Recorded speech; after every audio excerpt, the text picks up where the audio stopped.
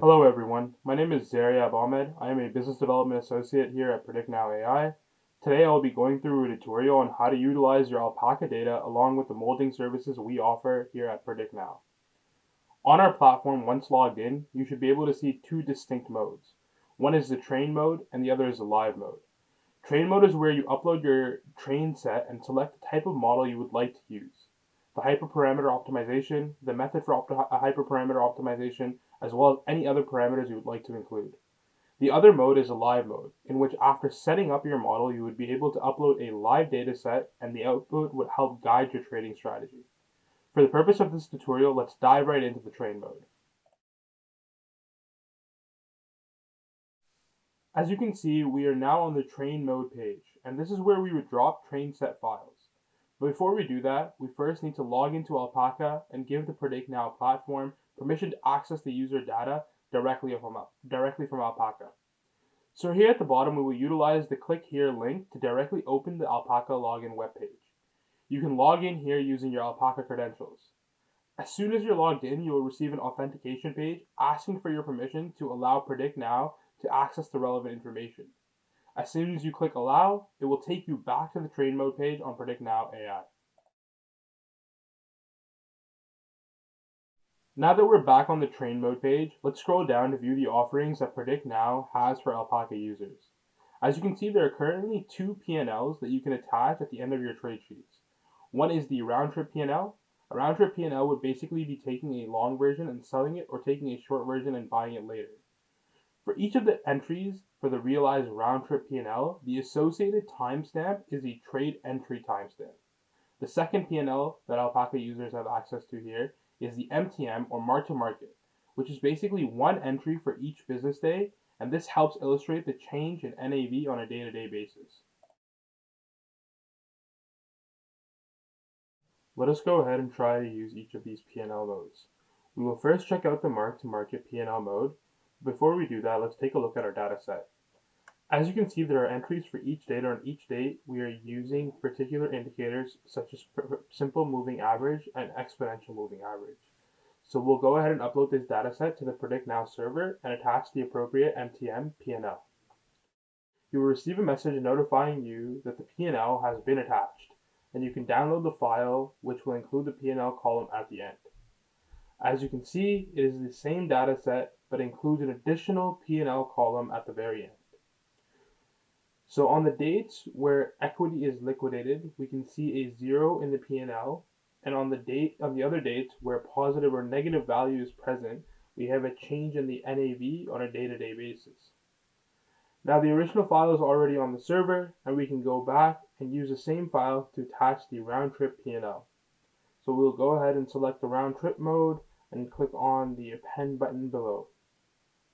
We can then download this new file and see the changes. In the round trip, we can immediately see a change in timestamps, which are now arbitrary based on the entry time of the trade. The last basic features, as you can see, are forward filled. The P&L column also appears in this column at the end.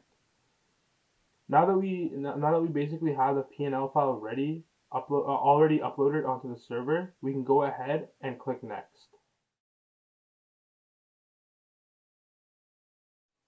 On this next page, we need to fill in the particular parameters that help decide our model hyperparameter optimization and feature selection that we desire. In the first input, we need to add a target variable, which in our case will be profit underscore loss. In the case of the next input, because we are utilizing the realized round trip P&L, there are arbitrary timestamps that are not in the same frequency, so we will select no here. We want to create a classifier, and the type of feature selection we want is cluster MDA. To save time, we will not include any type of hyperparameter optimization for now, and the fraction in the test set will be 0.2. Here on the right side of the screen, we have some more parameters which we will not look into at this time. Here we will be inputting the name for this run of the model.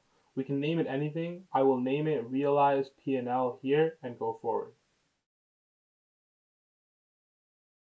The next page will allow us to confirm the selections that we have made before going ahead and running the model. As we have not selected for hyperparameter optimization, this should run very quickly. Once this is done, we can go ahead and click to view the results. So as you can see in the results here, the accuracy is a tad high for models of this kind, and the UC score is also somewhere in the middle. So we can take these results with a pinch of salt. The trades on which this P&L was based were quite random and lacked any real trading strategy. So at the top here, we have all our metrics for the cross-validation set as well as the test set. If you scroll down in the lower panel, you will see a set of files which can be downloaded. The first file we can take a look at here is the feature selection importance score file. This is all the clusters in which the features were divided based on their importance and similarity. This file will tell you the importance of each cluster with respect to predicting the target variable. Here you can see the various clusters along with their importance scores, along with the list of features below.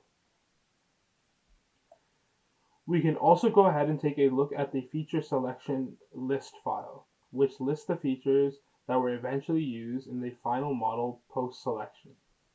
Then we have the performance metrics file, which are identical to the results illustrated above. We also have Excel files, which include the probabilities for each, which shows in detail the probability for each timestamp.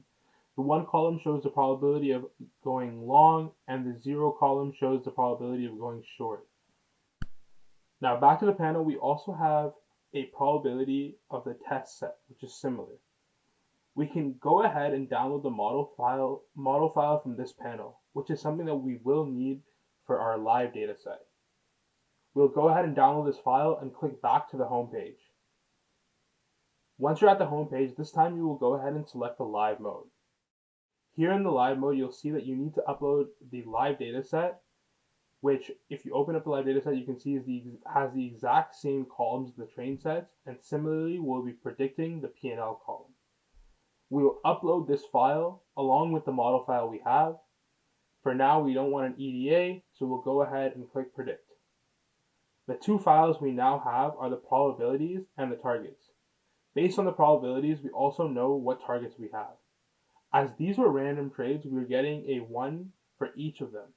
This basically shows the label that has the highest probability, which in this case is either 0 or 1. In the probability file, we can see the targets with probabilities higher than 0. That's about it, and this is how you can use the Alpaca P&L within the PredictNow.ai platform. In summary, you will attach the P&L to the end of your training set and create a model. The model can then be used for live predictions.